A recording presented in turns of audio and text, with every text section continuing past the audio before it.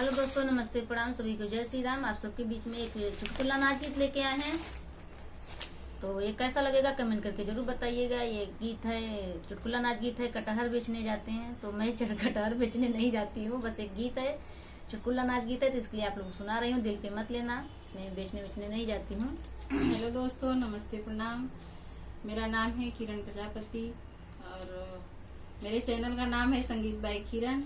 मुझे भी सपोर्ट करिए। हम लोग चुटकुला नाच गीत सुनाने जा रहे हैं, कैसा लगेगा कमेंट बॉक्स में जरूर बताना। और जितने भी हमारे भाई बहन नए लोग हैं, प्लीज आप लोग सब्सक्राइब शेयर लाइक जरूर करो। और वीडियो आप लोग फुल वॉच करके देखिए, तभी वीडियो का मिलेगा आप लोग को। फुल वॉच नहीं करते हो आप लोग तो अच्छा नहीं लगता। आप लोग से विनती करती हूँ, आप लोग फुल वॉच करके देखिए, तभी अच्छा लगेगा। तो चलिए सुनाती हूँ।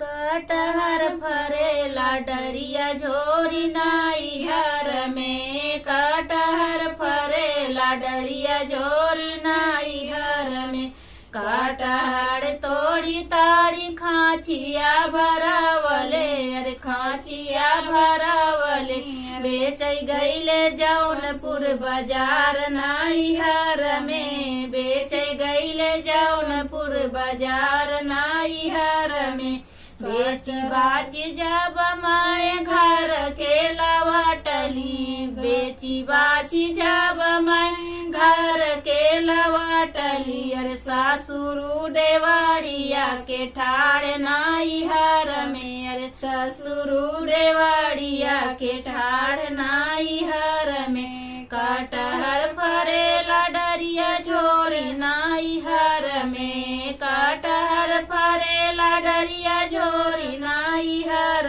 में, कटहर तोड़ी ताड़ी खाचिया भरावली, अरे खाचिया भरावली, बेच गईले जौनपुर बाजार नाइहर में, अरे बेच गईले जौनपुर बाजार नाइहर में, कटहर बेची बाची घर के लवाटली, अरे घर के लवाटली, अरे भासुरु देवाड़िया के ठाड़ नाइहर में, अरे भासुरु देवाड़िया के ठाड़ नाइहर में, कटहर फरेला डरिया झोर नाइहर में, कटहर फरेला डरिया झोर नाइहर में, कटहर में तोड़ी ताड़ी खाचिया भरावली, अरे खाचिया भरावली, बेच गईले जौनपुर बाजार नाइहर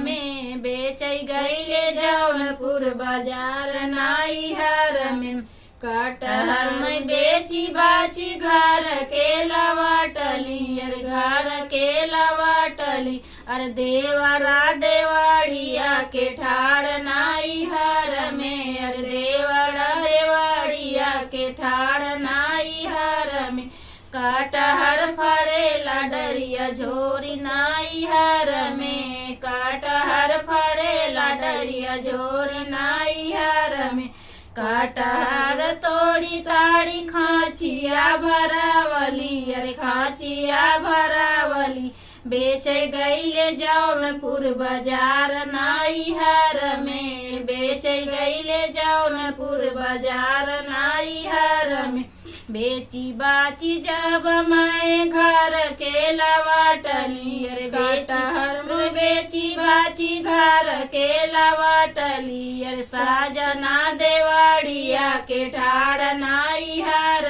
में, अरे साजना देवाड़िया के ठाड़ नाइहर में, कटहर फरेला डरिया झोर नाइहर में, कटहर फरेला डरिया झोर नाइहर में, कटहर में तोड़ी ताड़ी खाचिया भरावली, अरे खाचिया भरावली, बेच गईले जौनपुर बाजार नाइहर में। तो हमारा चुटकुला नाच आप लोग को कैसा लगा कमेंट करके जरूर बताइएगा। फिर मिलते हैं नेक्स्ट वीडियो में, तब तक के लिए आप लोग को बाय बाय।